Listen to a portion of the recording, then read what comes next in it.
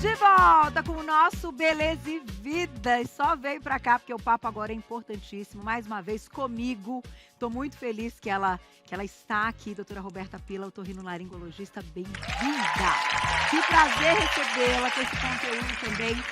Referência na área, doutora também atende crianças, gosto sempre de lembrar disso, né? As mamães que nos acompanham, eu sei que tem muitas aí, sempre ficam na dúvida, e essa época do ano é uma época do ano complicada. Começaram as aulas, né? Começaram as normalmente é assim, né? A série fica ficando tudo bem, começam as aulas, as crianças todas, né? Com bichinhos ali, acabam ficando dodóizinhas. Mas hoje o nosso assunto é sobre ronco, sobre apneia e sobre sono. O quanto a gente precisa se preocupar, porque é mais comum, doutora, do que a gente imagina, mas as pessoas acabam deixando pra lá, achando que o ronco é normal. O ronco é normal? Não, né, Carol? Nunca é normal. Nunca o ronco, é na normal. verdade, se manifesta de alguma coisa que está estranha no nosso corpo. Tá. Então, o ronco significa uma resistência do ar quando a gente está nessa passagem do ar para o nosso pulmão. Certo. Seja no nariz, seja na boca, seja na faringe. Então, ele já alerta que tem alguma coisa estranha que a gente precisa olhar. Ele sempre faz mal? Depende, às vezes a gente está resfriado, fez uma sinusite, fez um quadro alérgico, e aí a gente vai roncar por alguns poucos períodos e tá tudo bem, ele não vai repercutir de forma tão demasiada no nosso corpo. Tá. Então são coisas pontuais. Mas eventualmente, quando a gente começa a ter isso com mais frequência, isso para de ser eventual e vira rotineiro, aí a gente tem que ficar atento. Tá, e a gente até tá vendo já nas imagens o processo, doutora? Exatamente. Esse aí, na verdade, então, é um paciente que está deitado. Esse é um formato aqui, da ó. paciente deitada com a barriga para cima. E aquela coisinha que está vibrando ali é a úvula. Ali em cima a gente tem a base da língua e o resto da nossa faringe. E aí o que acontece é que esse ar passa nessa estrutura. Tá. E aí quando ele passa por uma área menor, ele faz a vibração, então, que vai aparecer de novo o vídeo. Então, vibram essas estruturas e dá esse ruído que é o ronco, Tá. que geralmente ele vem mais da região da faringe e da base da língua. Mas, às vezes, a gente tem o ronco nasal também, que é quando a gente está muito congestionado Junta e a tudo. gente ouve aquele ruído nasal bem mais característico também. E quando a gente tem esse fechamento muito importante, que é bem no final do vídeo, quando ele mostra, para de passar o ar. E aí, se isso fica por um tempo mais prolongado, ele acaba tendo a consequência da apneia, Tá. que é uma pausa respiratória por pausa da passagem de ar. E a gente obstrui, é uma tampa. Tampou, o ar não passa, e aí o corpo tem que se reorganizar, fazer um insight para dar às vezes um estímulo do músculo para abrir aquela faringe e entrar o ar de novo. É quando algumas pessoas até se assustam. É. Ou quem tá dormindo ao lado de alguém que tá roncando e entra nessa apneia e depois dá um pulo. Exatamente. Ou a pessoa vê que a pessoa não tá mais respirando e tenta sacudir, né, doutora? Isso aí, tenta acordar, que é a pausa respiratória, que é a apneia. E aí as pessoas têm, às vezes, 1, 2, 3, 4, 5, mas pode ter 60. Nossa. E esses números são identificados, claro, muito pela pessoa que está dormindo, como às vezes a gente começa a ter dados pessoais mesmo. Eu estou muito cansada, eu estou bocejando o tempo inteiro, eu comecei a ter baixo rendimento, eu comecei a ter alteração de memória. E aí a pessoa começa a reconhecer que está tendo algum distúrbio do sono, que tem diversos, né? Mas a apneia hoje é uma das coisas que mais traz complicações e morbidade relacionada a uma alteração de distúrbio do sono. Eu ia te perguntar nesse sentido, doutora. Quando a gente vai colocar ali na balança e fala da apneia, o quanto a gente tem que entender do perigo da situação. Ter um prejuízo no dia seguinte por uma noite mal dormida e todas as outras questões dessa cascata, né, até hormonal e perda de qualidade de vida mesmo, de vigor ali, de conseguir fazer a prática da atividade física, de concentração no trabalho. Isso é uma coisa. Agora, o quanto isso também está diretamente ligado ao perigo de ficar sem respirar. Hoje o alerta, né, vocês como médicos, é mais pela questão de diminuir qualidade de vida e prejuízos ou por uma questão de mortalidade, realmente. Exatamente, eu acho que são as duas coisas que estão envolvidas, né? Então, quando a gente fala numa noite mal dormida, uma noite ok, mas quando a gente coloca isso numa sequência, ela traz muitas repercussões. E aí a má qualidade do sono, com as apneias e com esses distúrbios todos do sono, que até vão para insônia, e tem um monte de coisa que a gente pode ter relacionado a um distúrbio do sono, mas voltando agora para a roncoapneia, a gente acaba tendo, não faz o sono REM, não faz um estágio de sono que é o N2, então a gente tem alterações que são importantes para a produção dos nossos hormônios, Tá. para o GH, para o hormônio antidiurético, para hormônios da saciedade. Então, a gente acaba tendo exatamente o que tu falou, essa cascata hormonal, que é muito importante, metabólica, e que vai trazer repercussões no nosso decorrer do período da vida. E aí, quando a gente começa a falar de longevidade, de bem-estar, de saúde a longo prazo, a gente precisa começar no nosso ponto base, que uma das coisas é o sono. É a qualidade da nossa noite. Então, a gente volta para tão importante a gente começar a ter atenção de umas noites mal dormidas ou da queixa da esposa ou do marido falando que a gente não está dormindo bem. Mas, doutora, quais hoje você colocaria ali como causas principais? Então, por exemplo, um excesso de peso pode ser uma delas, hábitos não saudáveis, até assim, cigarro, bebida alcoólica, isso está envolvido também nesse processo aí do ronco e da apneia? A obesidade hoje é um fator muito predisponente em relação até fatores, pacientes mais jovens com apneia do sono e ronco. Então, acho que o sobrepeso hoje entra numa coisa que ela precisa ser bem acompanhada pelas comorbidades associadas e exatamente essas síndromes metabólicas, que às vezes estão relacionadas, então, à questão do sono. Mas tem, claro, o álcool, ele é uma coisa que ele é um depressor do sistema nervoso. Então, ele, momentaneamente, ele acaba fazendo uma depressão, um relaxamento maior e a gente acha que está dormindo bem quando não está. Ele altera toda essa configuração do nosso ciclo do sono. Então, o álcool realmente também tem um prejuízo. Em relação ao cigarro, o cigarro pode ter alguns fatores, pode ter depois a questão pulmonar, tem medicações que podem aumentar a chance, então algumas medicações que podem ter um efeito mais sedativo, antipsicóticos, anticonvulsivantes, então a gente tem algumas outras coisas que podem estar relacionadas a isso, algumas próprias doenças, outras neurológicas também. Então a gente tem que acabar tendo uma investigação do paciente, o que pode estar tendo a apneia do sono. E quando a gente fala de uma respiração ruidosa e do ronco, fazer uma avaliação geral. Ver a cavidade nasal, se o paciente tem uma rinite alérgica que tem que ser controlada, se tem um desvio de septo, se tem uma alteração na faringe, uma amígdala grande. Mas o ronco e a apneia vai muito além de uma amígdala grande e outras coisas. Outra coisa que é importante a gente lembrar é que a gente, quando começa, mulheres menopausais começam a ter alterações hormonais, de estrogênio, progesterona. Então, essas alterações hormonais fazem com que a gente tenha uma mudança do nosso padrão muscular, do colágeno.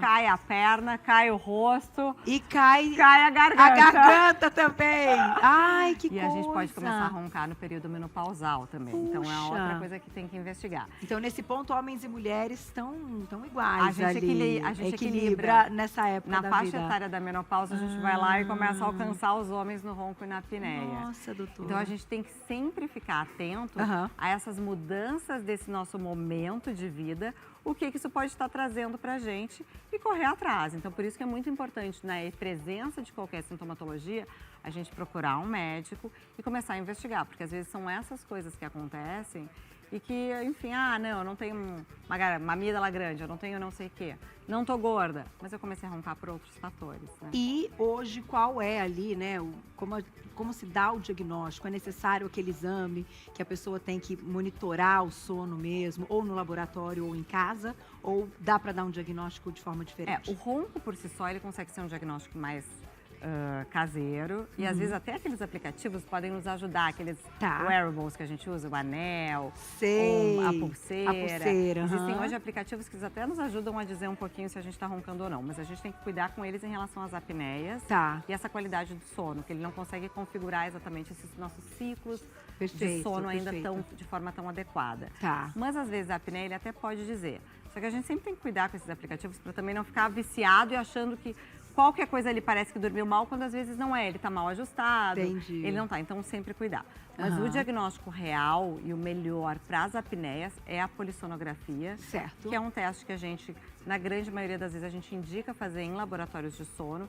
Que a gente consegue fazer esses estagiamentos do sono e essa qualidade dos gráficos e do padrão do sono durante a noite. Perfeito. E aí a gente estava mostrando o CPAP.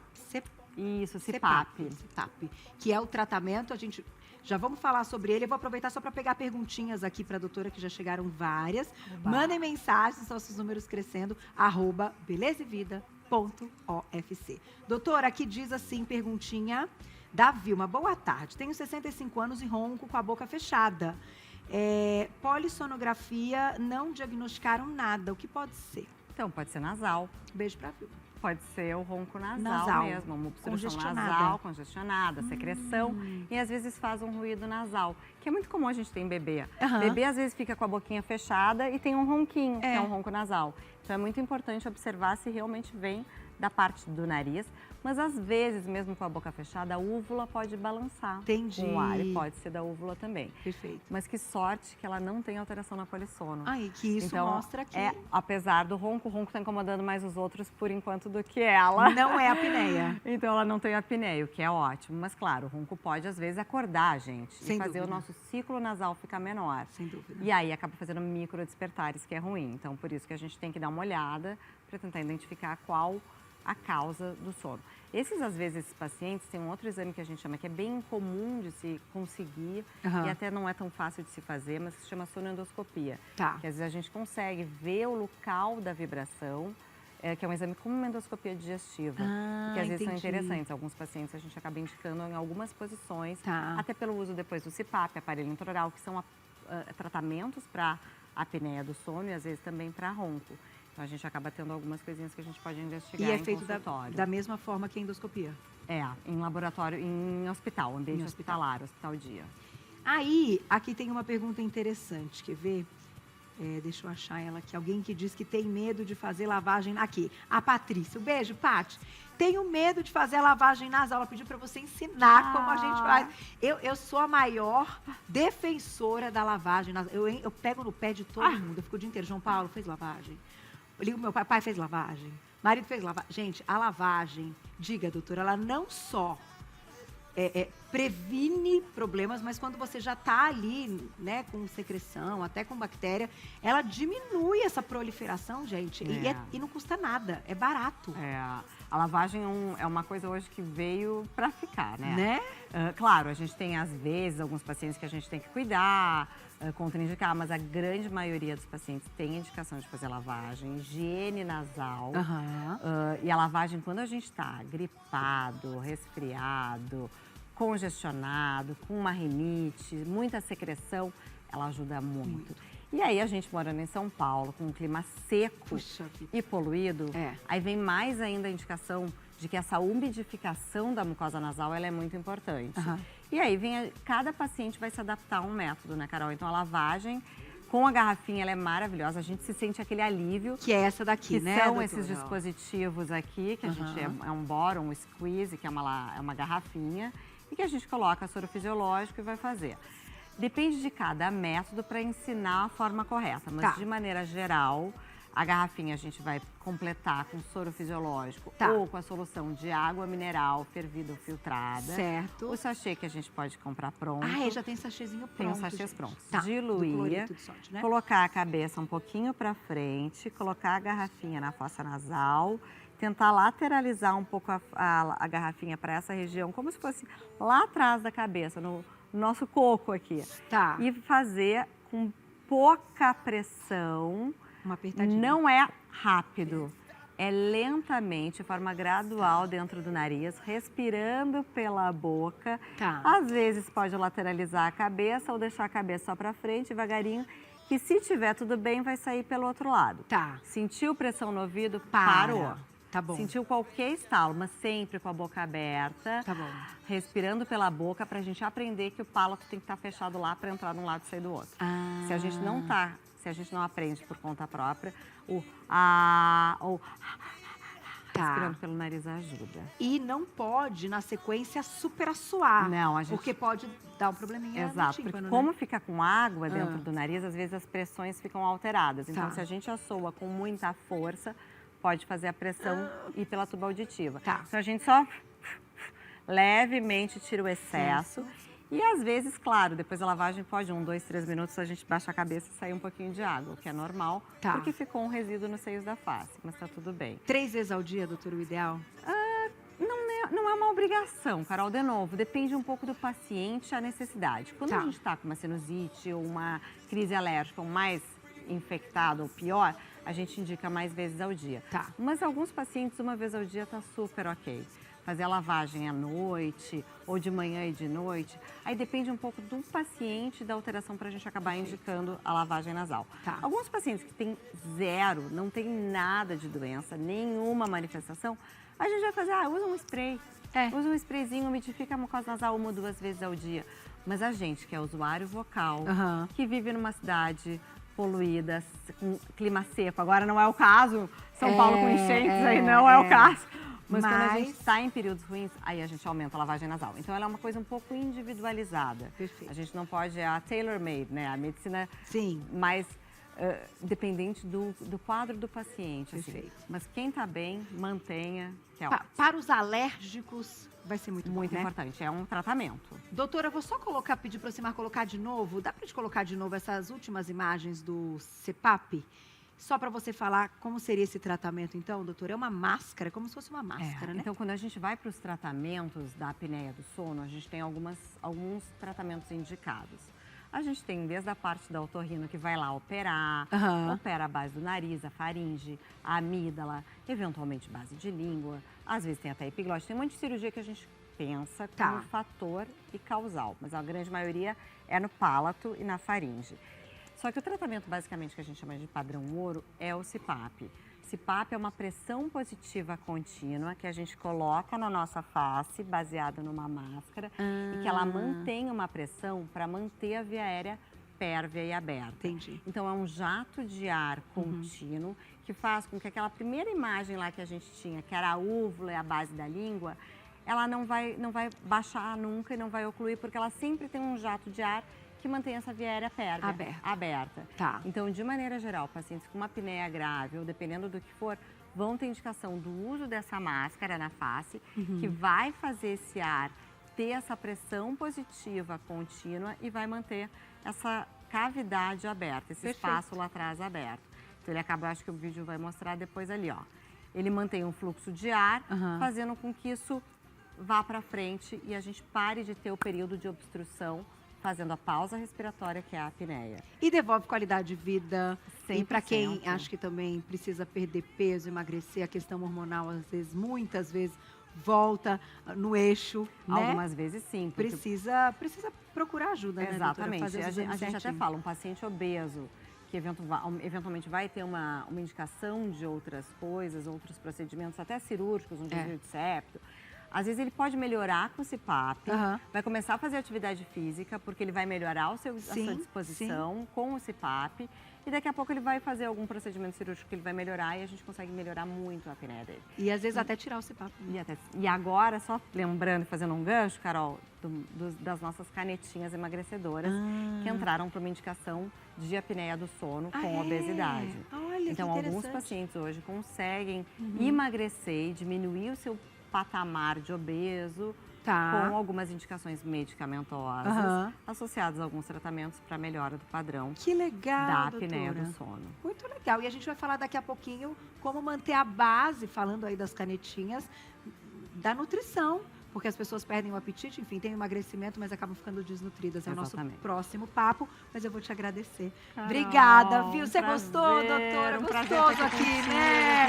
É uma delícia. Assim, tá falar em casa, né? Eu adoro o trabalho da doutora, grande otorrinolaringologista. Eu vou colocar o Instagram dela para vocês. Lembrando, então, que ela também é otorrinopediatra, cuidando das crianças, @doutora abreviado, Roberta Pila, com 2 L's, @doutora abreviado, Roberta Pila, com 2 L's, está lá o Instagram dela e com tudo que vocês precisam de informação. Doutora, obrigada sempre. Volte com muitos assuntos, já começam as viroses das crianças e tudo mais. A gente fala mais de lavagem nasal. É isso, você vem nos ajudar. Depois grava um videozinho lá no seu Instagram, coloca lá pro pessoal, né? Vou acompanhar. Que aqui a gente mostrou, mas depois a gente completa com o seu Instagram. Tem vários lá, a gente vai fazer. Obrigada. Beijo Carol, e até a próxima. Agora, vamos ver o nosso Instagram. Vamos ver os números, hein? Santos, e aí? Quanto, Santos? Vamos ver. Tá subindo. Tá subindo. Não, mas tem que subir mais, hein, gente? Tem que subir mais, que a gente colocou meta hoje, @belezevida.ofc. Só entrar, quem tá curtindo a gente pelo site, quem tá curtindo a gente pela TV. Aliás, um beijo para todo o Brasil, porque aqui na Rede Brasil, deixa eu contar um negócio para vocês. A transmissão é Brasil, tá? Né? Não é, Gelinha? Ali, é Brasil. A gente chega em todos os lugares do Brasil. Um beijo pra essa equipe maravilhosa, mais uma vez, que me recebeu de braços abertos. Né, Gabi? Eba!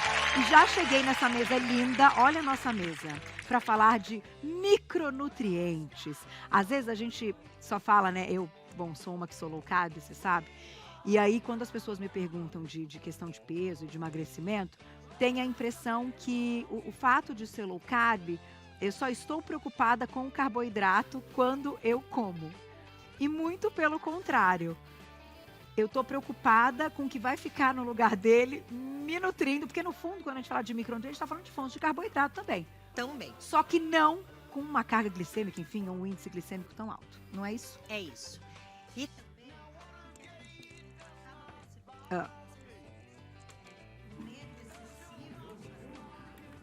Então, por exemplo, deixando de consumir cenoura... que eu vou pegar um outro microfone para você, Gá, que eu acho que esse pode ter dado uma falha. Pode ser? Mas o Santos já tá... Olha lá. Ele já chega, ele é muito rápido, gente. Olha lá, ele já tá aqui, ó. Obrigada, querida. Olha lá. Santos é o Santos. Vamos lá. Que a italiana assim, não, né? Pronto. Então, diga. As fontes de carboidrato que você estava comentando. E daí, assim, às vezes as pessoas estão com tanto medo, Carol, do carboidrato, que acabam deixando de comer, por exemplo, cenoura porque tem carboidrato, beterraba porque tem carboidrato. Mas a gente sabe que muito do carboidrato que aparece numa tabela nutricional desses alimentos é fibra. Tá. E as fibras não são absorvidas, não são digeridas. Então, a gente não reverte isso em caloria. Entendi. Como, por exemplo... Elas não ficam ali, que nem, vamos pensar no pão. Você não gastou, ele estocou. A fibra não faz isso. Por quê? Porque os carboidratos, eles são quebrados em glicose. Tá. E aí, isso que engorda, vamos dizer assim. Tá. Então, a gente reduz o carboidrato para reduzir essa glicose. Mas como a fibra não é quebrada, ela não é digerida, do jeito que ela entra, ela sai. Então, ela não gera energia. Entendi. Né? Então, o que eu tenho visto muito, Caio, que eu quis trazer aqui, até pelo seu alcance aí de milhares de pessoas, e por você ter essa vida low carb, é que muitas pessoas estão pegando informações isoladas, pegando informações de terceiros, de sites e por aí por aí vai.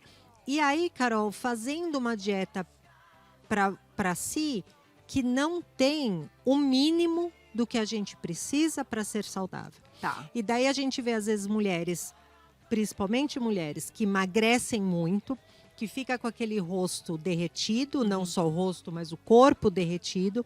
E aí se aplica um monte de botox, né? Faz um monte de coisa, mas esquece que o melhor anti-aging que a gente tem é isso aqui. É verdade.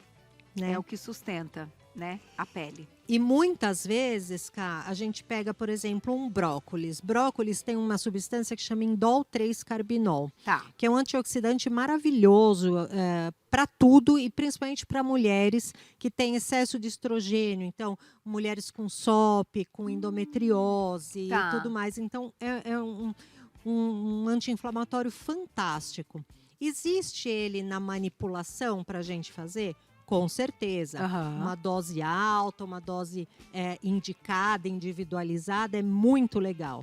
Mas comer o brócolis tem uma absorção diferente. Tem uma ação diferente. A própria mastigação, quando a gente fala do mastigar, a suplementação, eu acho que ela vem para ficar. Ela, sem dúvida. É uma tecnologia, quando a gente pensa, porque ela vem sem a caloria, enfim. Mas a base é a comida, né, Gabi? Não dá para trocar também. A pessoa pode complementar, né, associar a suplementação, mas tem que comer. Sim. É o próprio nome, né? Suplementação alimentar. Ela vem dar o que a sua alimentação não conseguiu atingir, mas de uma forma pequena. E as pessoas estão se esquecendo disso, né? E você acha que com a questão das canetas, essa falta da fome, né? Então a pessoa não tem fome, ela fica longos períodos sem comer. Aí quando ela vai se alimentar, ela faz escolhas erradas. Porque no fim das contas, isso não vai ter um impacto do ganho do peso, porque o remédio é que está agindo. Sim. É isso que está acontecendo. Carol, a caneta anterior, ela tirava o apetite, mas te deixava com vontade de comer coisas assim, um hambúrguer, um chocolate. Nossa. Então, os pacientes perdiam muito peso e assim, ficava o dia sem comer, daí jantava um hambúrguer. O dia sem comer, comia um brigadeiro. Emagreciam. Mas aí o que aconteceu? Uma perda óssea absurda. Tá. Então, o boom da osteoporose, perda muscular absurda. E veio aí uma nova caneta. Carol, eu sou completamente a favor a todos os tratamentos para obesidade. A obesidade é uma doença muito grave e a gente tem que ter um olhar amoroso. Sim, de acolhimento. De acolhimento. Então, sou super a favor. Agora, essa nova caneta que veio, e veio com uma facilidade de manipulação, de trazer de Paraguai, de vender em grupo de WhatsApp e tal, que tem muitas pessoas, Carol, usando por conta própria. Entendi. E aí ouvem, tem que comer proteína, você não perde, né, massa muscular. E aí só come a proteína. Aí, Caio, tem gente chegando para mim assim, café da manhã, um ovo cozido, almoço, um bife. Jantar, um chocolate. Ponto. Você tá brincando. Daí o total de caloria dá, sei lá, 400 calorias no dia, então emagrece 8 quilos no mês. Mas aí vai pro hospital com o intestino completamente travado. Olha, e isso é fecaloma. perigosíssimo. Ai, teve paralisia do sistema digestório. A gente tem visto explodir isso. Nossa, Por quê? Porque as pessoas têm feito sem orientação. Claro. Agora, a minha pergunta é o seguinte, para quem não está fazendo uso das canetas, mas que está num processo de emagrecimento, o quanto isso que você trouxe aqui, que é a feira, né? A feira veio me ver hoje, como eu amo. O quanto isso é fundamental e não só a questão da contagem de carboidratos e contagem de proteína. Carol, primeiríssima coisa, fibra limpa o nosso intestino, né? E o nosso intestino é um órgão enorme. Então, a chance de ter um pólipo, um tumor, uma coisa assim, que a gente tem visto aumentar os níveis, né, os números desses casos, é muito grande. Então, qualquer coisa que tem aqui, essa fibra, ela vai varrer esse intestino. Então, tirar toxinas, tira alguma bactéria, alguma coisa que pode ali causar. Então, assim, primeiro de tudo é isso. E segundo de tudo, dá muita saciedade. Então, aquela história que eu aprendi lá há 20 e tantos anos na faculdade, primeiro tem que comer um pratão de salada, de verdura, de legumes, para dar saciedade e depois comer o prato principal. Além disso, Carol, foi feito aí um estudo maravilhoso ano passado que comprovou que comer esses vegetais antes da refeição não só aumenta a saciedade, mas diminui a glicemia, a insulina e a glicemia pós-refeição. Então você não tem aquele pico, né, de queda de glicemia depois que dá vontade de doce, que à tarde você tem vontade de beliscar e tal. Então o primeiro prato pode ser esse mesmo, saladão, ser. Legumes. Bastante. Eu não gosto muito de folha. Faz refogado, faz assado, come só legumes, mas comam. E é uma quantidade grande, um prato de mesa inteiro. Perfeito. Mas, Gabi, quando a gente fala também da questão de emagrecimento, da contagem calórica e até de carboidratos, que é um assunto que as pessoas elas ficam buscando e tentando entender, a gente tem alimentos aqui que a gente sabe que tem uma carga maior. Então, tem banana, tem batata, mandioca, mandioquinha. O quanto a gente também precisa dos nutrientes desses alimentos, mas para não consumi-los também em excesso, porque a gente sabe que eles podem ter mais carboidrato que não vão ser gastos. Sim. Como é que a gente coloca isso na nossa balança nutricional? Olha, Cá, numa maneira geral, né? Porque eu sei aí que vocês, né, que muita gente faz dieta. Então, numa forma geral, colocar esses carboidratos na refeição principal. Então, por exemplo, eu amo comer melancia, mas eu sei que tem mais carboidrato. Em vez de comer arroz, batata doce, qualquer tipo desse carboidrato, você faz um prato com bastante salada inicial. Tá. Depois você come uma proteína com vegetais e legumes. E daí você come a melancia de sobremesa e ela vai ser o carboidrato da sua refeição. Entendi. Hoje eu vou comer batata doce. Você come a batata doce, dá para comer a melancia de sobremesa? Não. Porque você já comeu. Entendi. Então, a batata doce. Tem que variar e escolher um. E o arroz e feijão? Onde ele entra nessa história das canetinhas e do emagrecimento rápido? Mesma coisa, Carol. Ele é o carboidrato da refeição. É super nutritivo? É indispensável? Não. Se você me falar, você prefere um arroz e feijão ou você prefere uma mandioquinha, uma batata doce, uma batata...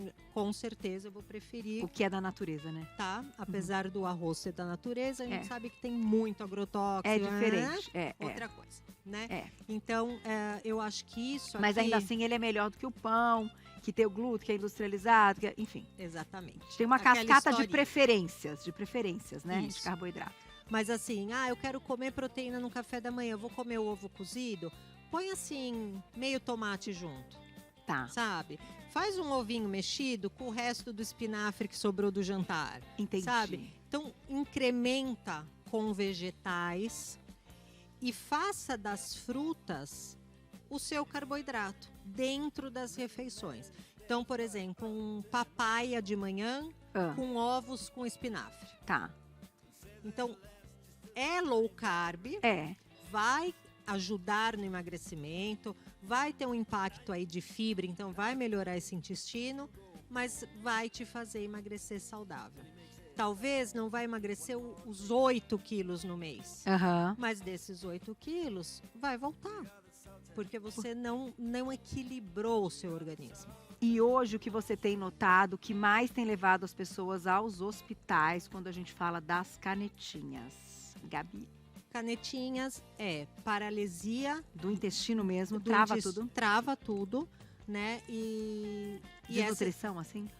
Com certeza, Carol. Vitamina D, que já é deficiência, o pessoal que usa caneta tá um absurdo. No pé, né? Vitamina B12 e as outras do complexo B também. Assim, bem difícil. Que coisa. E assim, cara, as pessoas estão... mas eu vou suplementar. Mas de repente suplementa ácido fólico, por exemplo, e não metilfolato, que a gente sabe que tem uma melhor absorção e utilização. Então, às vezes, até a suplementação por conta, vou na farmácia, eu compro tal...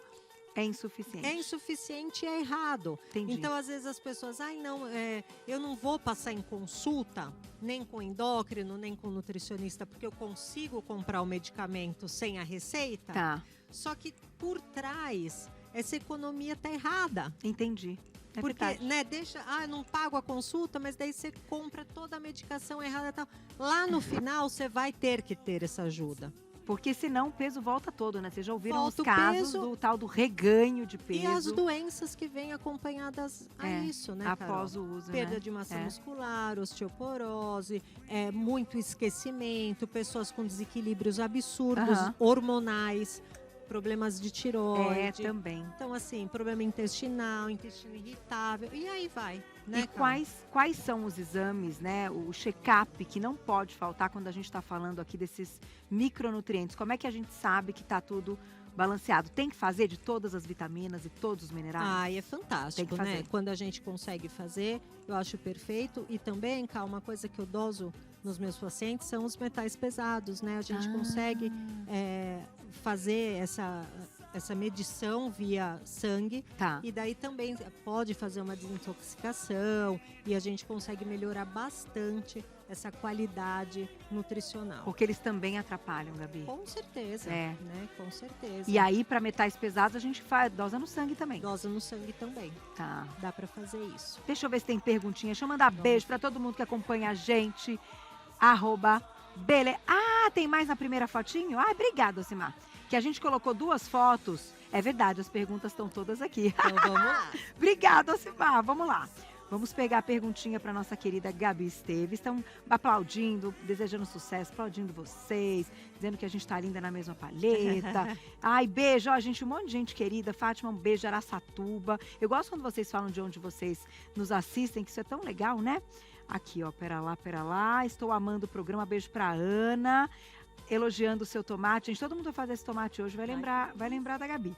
Aqui, ó, Cris, beijo pra Cris. Moyashi, deixar na água quente por 2 minutos, fogo desligado, depois com água fria, colocar em saladas ou pratos quentes na hora que estiver finalizando. É isso? Receitinha maravilhosa. É isso? Isso aí, dá uma Tá ferventada.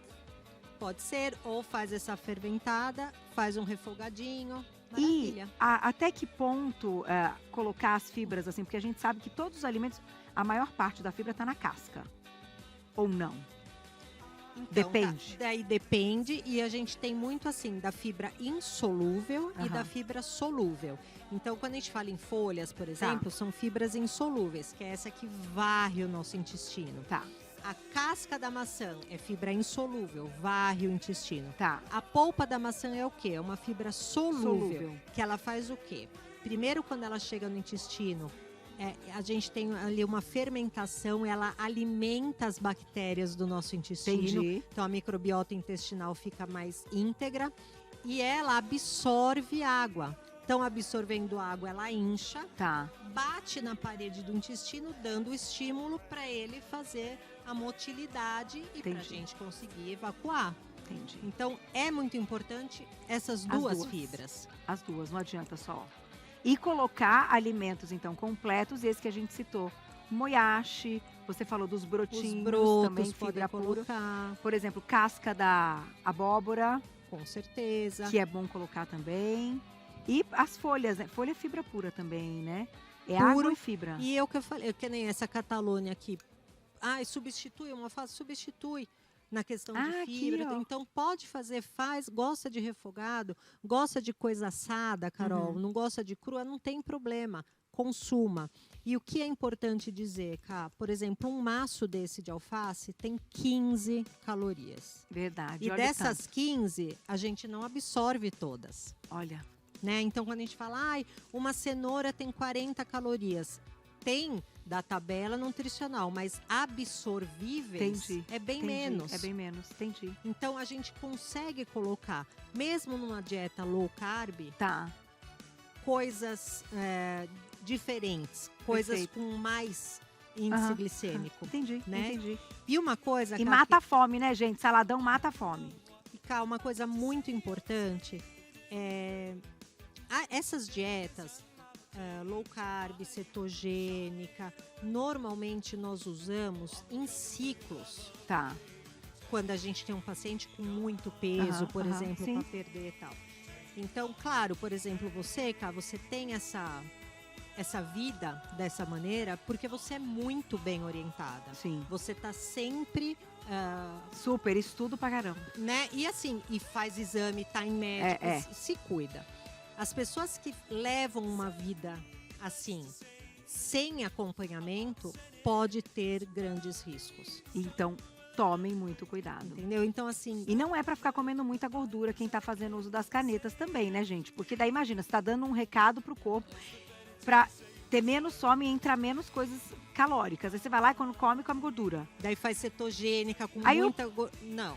Aí né? Da diarreia, o corpo já... Daí também dá outras questões, né? Então, tomem cuidado. Tomem cuidado. Vou colocar redes sociais da nossa querida Gabi. Deixa eu mandar um beijo pra Rosângela. Beijo, obrigada, que perfeita entrevista. Falou que você é maravilhosa. Beijo, beijo, beijo. Tô amando o programa, Carol. Silvia, beijo pra você também. E aqui, Casa Renovada pergunta: a maçã cozida é melhor pro intestino ou é melhor in natura crua? Tanto faz, tá? Mas a maçã cozida tem aquela questão de comer logo cedo para ela melhorar essa questão da microbiota intestinal. Então é uma ação diferente, uma indicação diferente. Pode ser perfeito. Essa maçã é maravilhosa, né? Com casca. Higieniza bem e maçã. A fruta completa. Pode né, pôr Gabi? uma canelinha. Bom demais. Gente, Gabi Esteves, grande nutricionista e chefe. Ai, obrigada, meu amor. Tava com muita saudade de você, claro que ela volta. Rede social da nossa querida, @NutriGabiEsteves, @NutriGabiEsteves com Y, tá, gente? Tá aí o contato dela também. Tirem foto que tem o WhatsApp na tela pra vocês.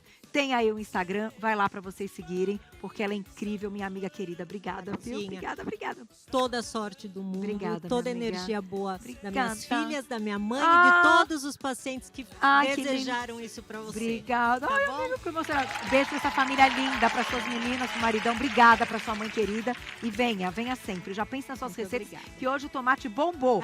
Todo mundo falando, meu Deus, água na boca esse tomate. Tá vendo, gente? Um tomate recheado com cottage. Olha quanto ele cresce com os elementos que a gente coloca com ela, que é fantástica. Obrigada, viu, minha amiga? Obrigada a você, querida. Vou fazer o seguinte, vamos voando pro nosso intervalo. Na volta tem doutor Eduardo Greco. Hoje a gente vai falar de gastroenterite.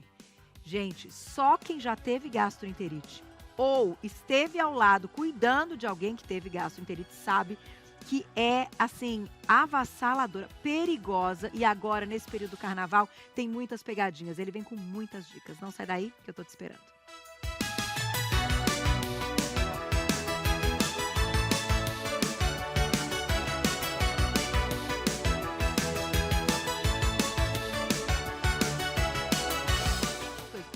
Danilo, posso te pedir para colocar uma trilha branca, que eu quase comecei a cantar. Cadê ele? Eu quase comecei a cantar. Juro! Você pode colocar uma trilha branca? Senão eu vou cantar. Saiu cantando, doutor. Chegou nosso momento, doutor. Você gostou? Não ficou lindo aqui? Não tá leve, assim? Leve. Energia boa. Você já veio, né, de manhã, pra Gi? Deixa eu só aqui, doutor Eduardo, isso aqui já foi tudo. Gabi, obrigada, viu? Depois eu comer esse tomate delicioso. Não, do lado de casa, eu tava falando pra Gabi, eu chego em 10 e vou embora em 5. Você acredita? É muito perto. Você também mora pertinho, né? Gente, não, é muito perto. Dá pra vir do clube? Não, dá pra vir do clube. Ó, Simar, 4.707, hein? Vamos botar de novo aí na tela, que quando a gente bota, aumenta. Botar na tela. Segunda-feira. Público engajado. Depois você vai ver, as perguntas chegam. E chegam, ó, a Lu vai colocando, a Lu arrasa ali também. Então, lindas as fotos também, hein? Adorei. Imagina, doutor. Sempre o Oswaldo que falou, você tem que levar o doutor Greco. Eu falei, já está marcado? Oba! Olha que legal. Da Kátia, né? 30. O doutor também tem uma imagem, né? É uma imagem, né? Tem isso e uma imagem ou não? Tem? Não, põe branca.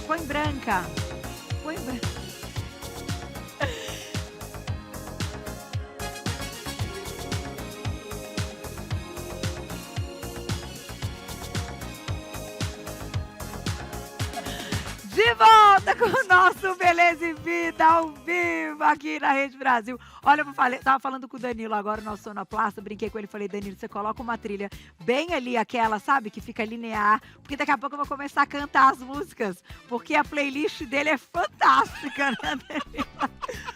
Mas para eu entrevistar esses grandes médicos, gente, se eu começar a cantar, eu vou pagar mico. Mas, ó, hoje eu tô com outra referência da medicina. Ele é, presta atenção, gastrocirurgião, endoscopista, grande amigo, doutor Eduardo Greco, bem-vindo! Ai, que coisa boa ter você! Bom, muito bom. Gente, ele é um espetáculo como médico, eu falo sempre, e eu adoro o jeito que você se comunica, doutor, com as pessoas, de explicar, de deixar as pessoas... Eu conheço muita gente, né, que já se tratou com você, que, né, pacientes suas e tal. Pessoas próximas, né, cara? Muito bom. E que falam que você tranquiliza pacientes. É gostoso isso, bom, né? É a melhor parte. E na hora da entrevista também isso é ótimo que passa para o público. Embora a gente vá falar de um assunto que parece bobagem, não é, gente. Muito sério. Gastroenterite foi uma das coisas que mais me doeu como mãe. Sim. Quando o JP teve. Pegou a criança, é dureza. Gente, eu juro pra vocês, ele nunca ficou, eu acho que nem com Covid, nem com enfim, aquelas gripes malucas, ele ficou tão caído quanto com gastroenterite. Que é o nosso assunto de hoje.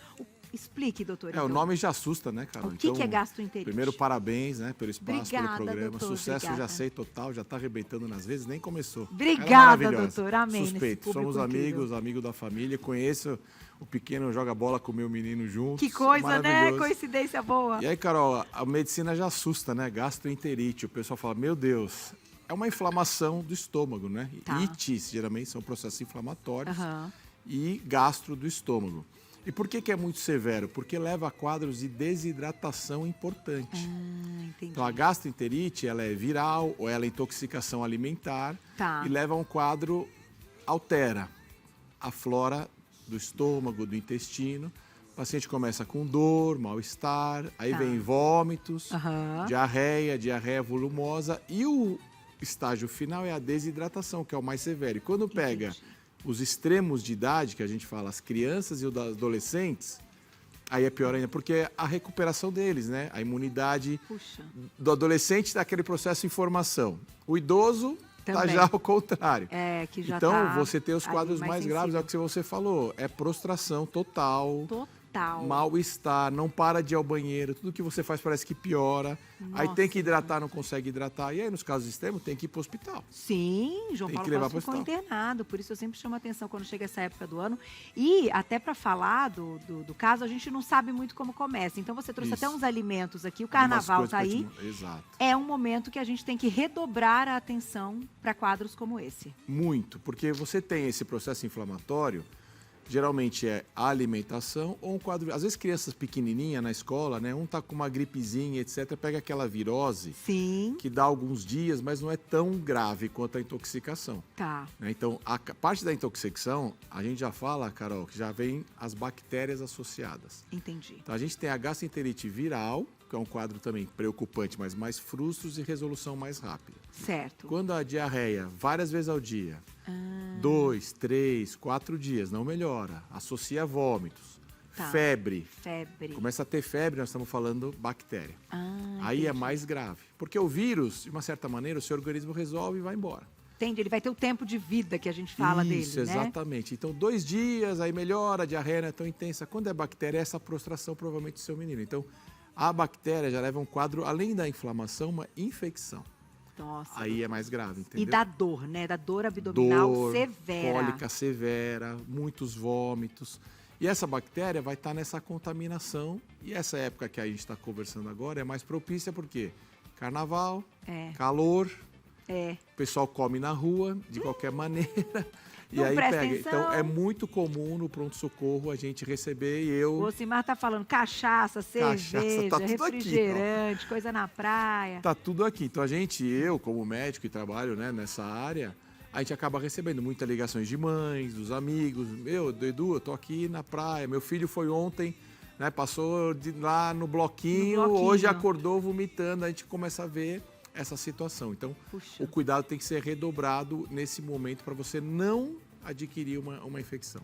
Quando a gente fala da gastroenterite, que você comentou, a viral, aí não tem muito jeito, porque tá no ar, vai ser um bichinho, só que ele vai se alojar ali na região do estômago, mas a gente acaba tendo ali, ele vem pela questão respiratória. É fruto, de repente é uma gripezinha, sabe? Que vem você junto. tem um quadro. Isso, exatamente. Que daí a gente chama de virose. Agora, quando perceber que essa gastroenterite está caminhando para algo mais sério, vai ter febre. Isso, vai ter febre e os episódios. O viral, geralmente, é aquele dia mais ruim, né? Entendi. Quando você tem a gripe, te pega naquele dia a gripe, no dia seguinte a gripe já não é aquela gripona, né? Você vai melhorando, você percebe. Então, a viral é mais tranquilo da pessoa perceber. Entendi, vai no banheiro meio que um dia só. Vai aquele dia, tive 3, 4 evacuações, doutor, no dia seguinte já foram menos, aí você percebe que é um quadro viral. A bacteriana, que é essa mais perigosa, é o dia todo, né? A pessoa, doutor, eu vou ao banheiro, quando eu saio eu vou de novo. Aí tudo que eu ponho para dentro para me ajudar, parece que piora. Então a pessoa começa a ficar com medo de se hidratar. Dali, febre. Aí a febre já é sinal de infecção bacteriana. Entendi. Então é o quadro mais intenso. Vômito, né? Viral menos. As bacterianas mais vômitos. A intoxicação, o alimento ruim, a pessoa vomita todo aquele alimento. Então é um quadro mais preocupante, é isso que a pessoa tem que se atentar. Então, e até a gente estava falando, o Simar falou, cuidado com as comidinhas de rua. E até vamos aproveitar os exemplos que você trouxe aqui. Sempre a bacteriana vai ser por uma intoxicação alimentar. Do alimento, exatamente. Aí você tem algumas coisas que... Porque o que acontece? O alimento, ele vai ser feito. O alimento, teoricamente, a hora que você prepara ele, tá ok. Mas aonde foi preparado? De que maneira esse alimento estava sendo conservado antes? Entendi, a conservação. Esse recipiente, o prato que está o alimento que você recebe, né? Então, por exemplo, você pega o milho lá na rua. Você vê a barraca, tá fervendo, tá tudo bonitinho. Mas você tem que observar se aonde está sendo colocado o milho... aquele prato não estava ali exposto. Tá todo exposto, ele pegou de um lugar que tá tudo fechadinho, ele foi tirando o garfo. Às vezes a gente orienta, é melhor você pegar o milho na espiga e comer diretamente. Entendi, do que colocar no prato. Do que colocar no prato. Olha, eu nunca tinha pensado nisso. Então você tacou ele na espiga, você vai ter uma contaminação menor e tá quente. Tá. Agora, o restante, o espetinho, onde estava armazenado o espetinho lá dentro daqueles...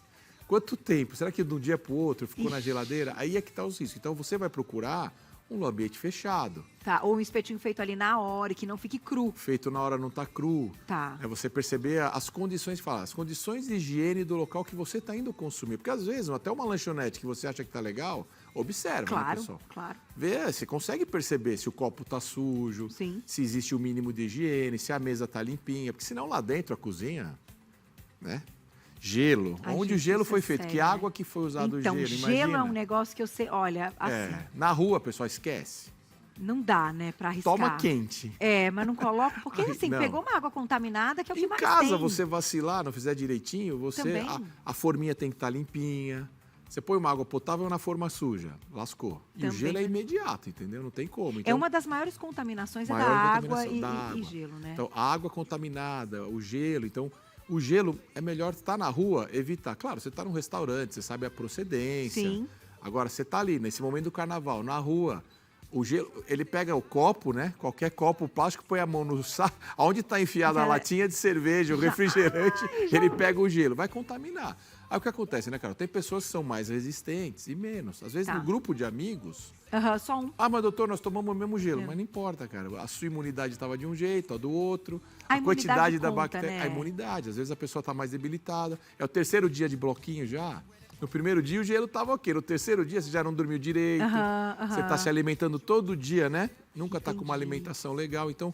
Vai tomando cuidado, pessoal, e se precavendo, porque senão vai intoxicar. As latas, as bebidas... É o que eu ia te perguntar. Não dá para botar a boca nisso aqui, gente. Ou você viu que limpou, etc., porque é um local de contaminação.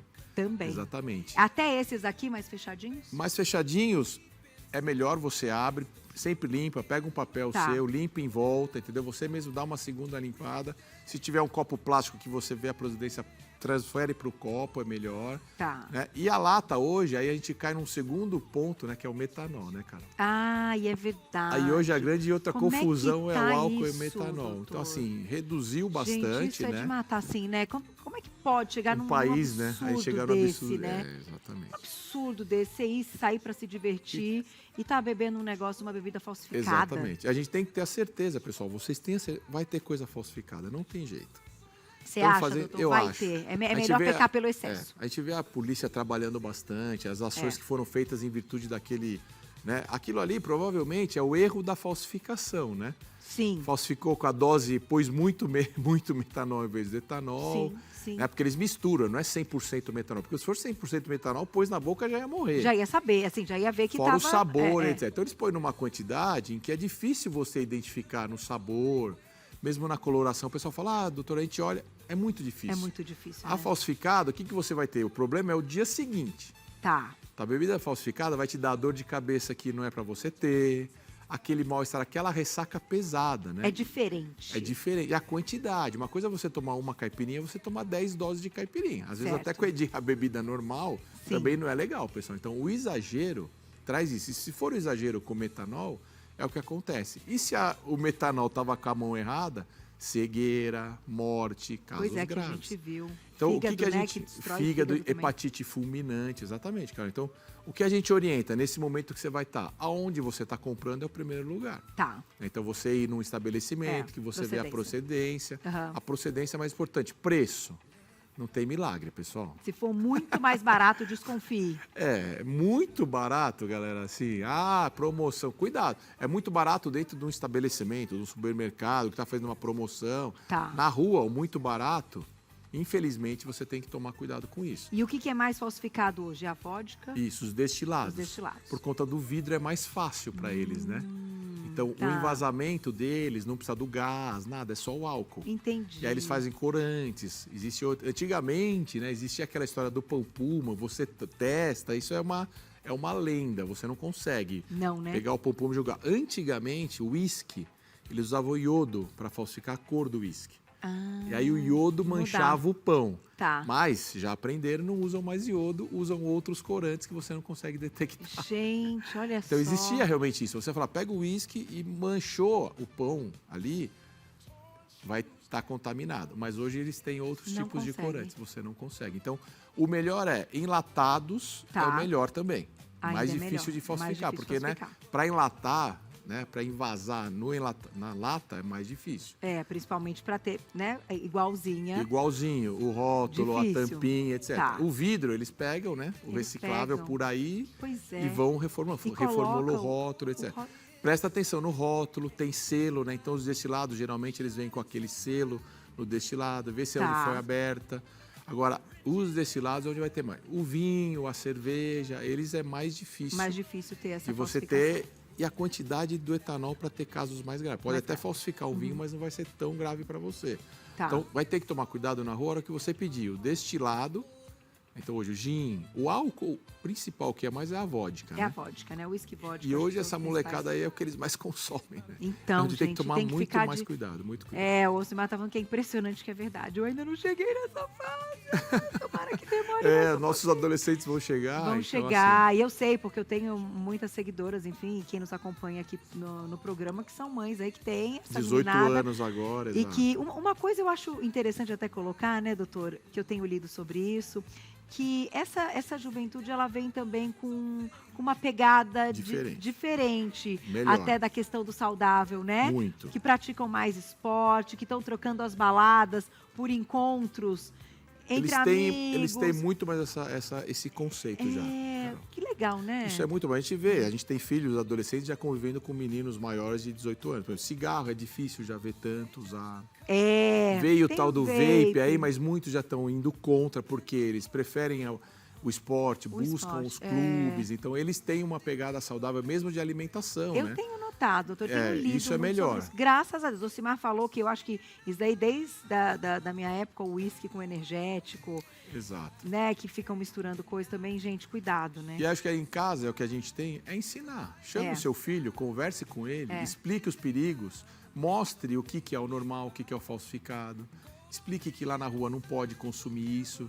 Às vezes o menino, não, pai, mas aí em vez de eu gastar 5, eu gasto 8. Ajuda, né? Ver a condição que cada um tem de poder orientar o filho e falar, mas filho, o preço de você, de um antibiótico, do hospital e etc. Nossa, e fora do passar mal, do risco. Exatamente. E depois, até ia te perguntar, notou ali, seja criança ou até a gente sabe quando a gente está muito prostrado, né? Que está muito caído, vai para o hospital, porque muitas vezes precisa ser endovenoso. Tratamento na veia hospitalar. Então, passei o primeiro dia, não tá legal. É jovem, bebi demais, pai, comi na rua, comeu, filho? Comi um dog lá que eu não sei o lugar. Observa, se o seu filho no segundo dia continuar mal, toda hora vai para o hospital. É a melhor Porque coisa. Se você perde tempo, pode ser muito grave, pessoal. E assim, eu tenho relatos de pessoas, essa infecção pode ficar generalizada. Não é só no estômago. A gastroenterite vai para o corpo todo. E aí, se vai para o corpo, tem casos de internação, de UTI. A pessoa fica lá 1 semana, 10 dias, depois volta, fica com resquícios para o resto da vida, de uma infecção. Então, não pode bobear. Assim, é o que você falou no começo, né? 2, 3 vezes no banheiro, meio gripadinha é uma coisa. Agora, fui para a rua, pai, fui para o carnaval, fui para a bagunça, chega em casa e começa a vomitar. No dia seguinte, diarreia 2, 3, 4, 5, 6 vezes no dia, demais. vai para o hospital. Já procura o hospital, porque vai ter que tomar antibiótico, vai ficar em casa uns dias antes com antibiótico. Então, se vai perder o carnaval. Aqui. Eu vou chegar nessa fase. Vai ter o pessoal. Então, assim, pessoal, abusa. Carnaval sexta, sábado, domingo. Nossa. Se abusar na sexta. E na Bahia já começou, né, doutor? Na Bahia já começou, que foi Iemanjá ontem. Então, assim, na Bahia já começou. Agora, sabe que eu queria fazer uma comparação que você citou? E o quadro, quando você explica da gastroenterite, me lembrou muito quando eu tive dengue. Sim. Porque também traz esse lado. Né, de ficar. Assim, a prostração é uma coisa que não tem palavra. Eu fui internada, porque eu não conseguia ficar com a cabeça levantada. Minha cabeça ficava assim, pela desidratação. É o mesmo processo ali. Exato. É só forma diferente, mas é o mesmo processo. E não dá conta, né? Não dá conta. Tem uma coisa impressionante. E é o que a gente fala, né? O adolescente, o jovem, se você vê o seu filho muito quieto, não tá legal, entendeu? Eles não são assim. Eles não são assim. Então, isso eles já dão essas dicas pra gente, que não adianta querer postergar, doutor, mas ir pro hospital é ruim. Eu sei, mas não vai ter solução. Não tem como. Pelo excesso. E muita hidratação. Pedir pra eles, né, que estão na rua o tempo todo, água de coco, água, né? Compra água, pega copinho de água fechado, filho. Compra a garrafinha de água. E para tratar em casa? Como que é para tratar em casa? Em casa, nesse quadro inicial, bastante água de coco, aqueles isotônicos pode usar. Pode até fazer o sorinho caseiro, funciona, né? Água com uma colher de açúcar, uma pitada de sal, 1 litro de água. Isso também é um ótimo tratamento. E água normal. E comida, coisa bem leve, né, cara? Tem que ser muito leve. Muito leve. Purezinho de batata. Né, evitar fibras, então nesse momento a salada não é legal, a fibra não é legal, porque tem que dar repouso pro órgão.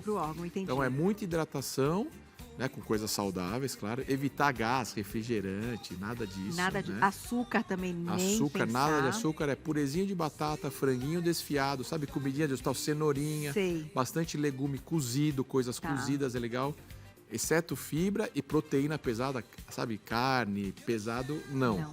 É franguinho, é um peixinho, mas o peixe, o cheiro, às vezes ele não quer, né? Porque fica sem apetite também, Fica no arrozinho branco, no purezinho, um macarrãozinho bem básico, com um azeitinho ali, para dar um sabor para a criança, um pouquinho de sal.